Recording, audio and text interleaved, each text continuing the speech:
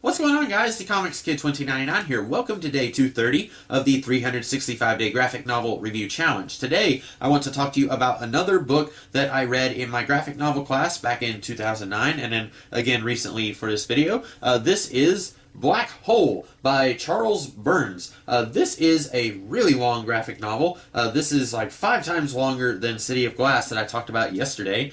This is a story about a group of teenagers in the 1980s and kind of their life in this small town. Several of them have a sexually transmitted disease that gives you some kind of physical deformity. It sort of turns you into a mutant, if you will, but you don't get the awesome superpowers. So basically, like you might get a third eye, or you might grow a tail, or your skin might become scaly like a reptile, something like that, where you have some kind of physical deformity if you get this sexually transmitted disease. And so a huge chunk of this book is basically a lot of these characters struggling with this, and okay, I have that now, so what am I going to do? Am I going to go live with this leper colony that lives in the woods kind of outside of the town, or am I going to hide it from everyone that I know and pretend like I don't have it? That's a big thrust of this book. There's also this sort of murder mystery thing going on in the background, and at the beginning of the book, that feels like a bigger deal than what it is by the end of the book. By the end of the book, it almost feels like Charles Burns had forgotten the murder mystery thing, and he throws out there, okay, this is who did it. We find out who was killing all these people, but we have no idea why he was killing people. That's just kind of forgotten, and I feel like Charles Burns, it took him like 12 years to do this comic. It took him a really long time to do it, and I feel like by the time he got to the end, he had just lost interest in that murder mystery thing, and he was much more interested in exploring these characters, specifically our two main characters, who don't really interact with each other that much.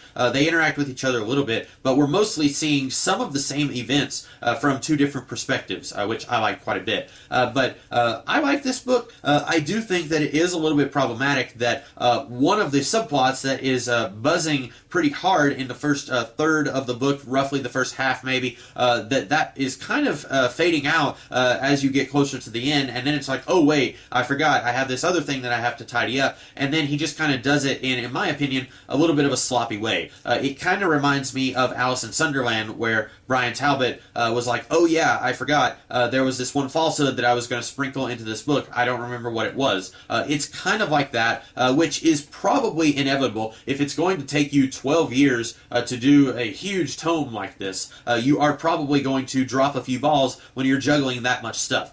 So that is entirely understandable, but I do wish that we could have had a little bit more of a satisfying conclusion to that subplot in particular. But the art here is very phenomenal. It's very photorealistic. In a lot of ways, it kind of reminds me of Joe Sacco's art from Safe Area Garagda. When I say photorealistic, maybe that's not the right word.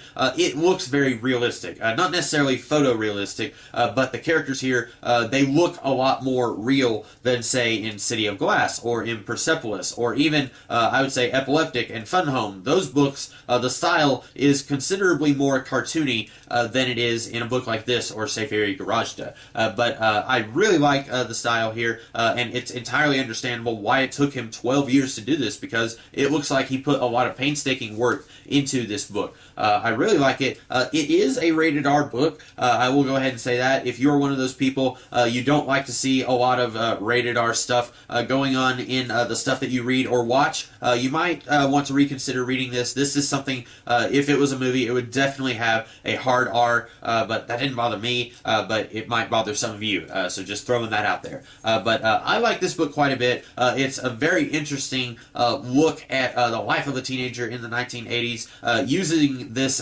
kind of fantastical STD to explore what it would have been like to have a real STD at that time, presumably. I don't know if Charles Burns was trying to draw on that, or if he just thought, this will be interesting, it'll be something for my characters to go through.